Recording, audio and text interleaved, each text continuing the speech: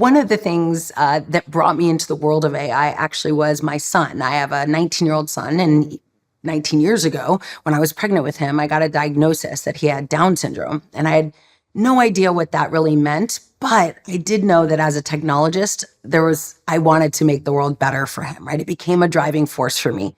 What I realized after that over years is that many companies have entire organizations devoted to accessibility, and actually artificial intelligence was being drawn into accessibility long before anybody was really even looking at it. So my son had tools and devices long before the wonderful craze we're in now that helped him speak to a device and it would understand what he was saying or help him talk better. It's one of the reasons I joined the Amazon Alexa team, because I realized, like, if I could get a device able to understand him, he could actually control the world. And now he does. He manages a YouTube channel. He's got a Spotify playlist. Like, he triggers a robot to clean the floor. He has no trouble interacting with the world. But 20 years ago, that was not a future that, my geneticist saw for him. My geneticist was more like, you probably want to hide him from the world because the world's not ready for him. So I've got a different perspective on how accessibility can be used, but I also have a huge heart for aging parents. I have my dad who lives with me. And so I've got this house now. We have over 100 devices in our house that are AI or Alexa enabled. And what that means is that I've now created this opportunity for both my son and my dad to have this level of independence and freedom that wasn't available before. And the good news about that for every business is if you build that way, of course you're going to reach more people. But actually an accessible experience is more enjoyable for everyone. And so that's why I think, every company should be thinking about what does accessibility look like for them, and AI is an easy way to apply it. So there's different types of accessibility. I think a lot of companies focus on kind of the physical disabilities, blindness, deafness. I think there are a lot of tools. For example, I was at Microsoft when they launched a new tool called Seeing AI, and anyone can use it, which is kind of interesting. But Seeing AI was actually built, remember the concept of never build for us without us. So Microsoft is really good about harnessing a symphony of talent, including those with different abilities. And they had a blind researcher help them build out this Seeing AI tool. And he still works there today. I've seen him in the halls when I go back to speak at Microsoft conferences. And it's so interesting because this model allows him to use computer vision, which is not Gen AI or, super trendy, but it is a computer vision model that allows him to point it at anything and it'll just tell him what it sees. What generative AI offers now, though, is the ability to get much more specific on what it saw. So in the past, you'd point it to a table and it would say, there's a bottle on the table. Now, with generative AI, it can look at that bottle and go, oh, that's a vitamin water bottle, or that's a Coke bottle, or a Pepsi bottle. So it's much more specific with no additional work, right? The only difference is we're pointing it to a model that's trained on more data. So from an accessibility perspective, it's much more rich experience that we can provide just by shifting where the data is coming from. And I think that that's really powerful. I often go to the Computer Electronics Show, CES, every year. And every year I love going because it gives me a view of the future of what devices look like. And now this isn't new, though we're seeing a much newer level of awareness, I think, across companies.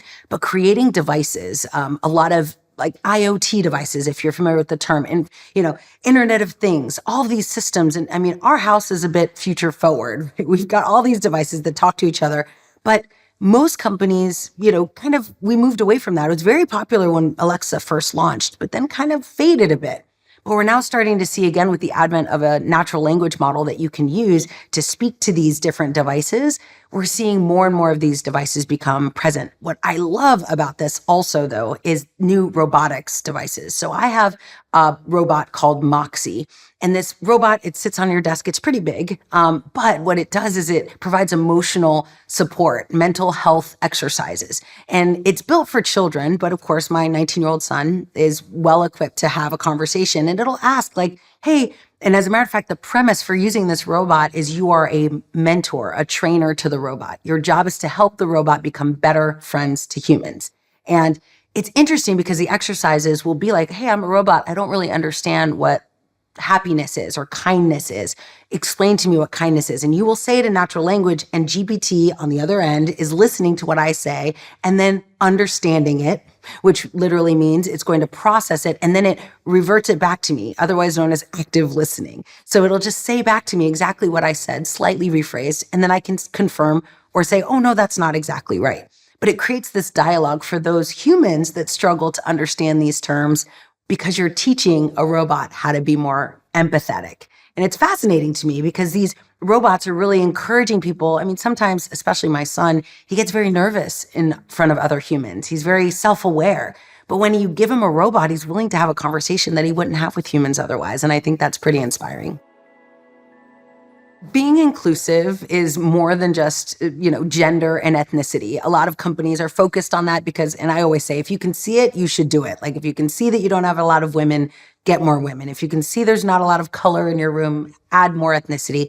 But it's much more about building a symphony of talent, right? Creating this diversity in thought. And I often call it, neurodiversity. You want people who went to different schools. You want people who, and especially with artificial intelligence, when you're talking to these models, when you're building these models, when you launch an AI solution, you never know who you're going to get. I remember at Alexa, we were building for dual income, no kid households, which basically meant people who didn't have children, people who weren't caring for their parents. They were a very young household that had disposable income they could spend on an Alexa device.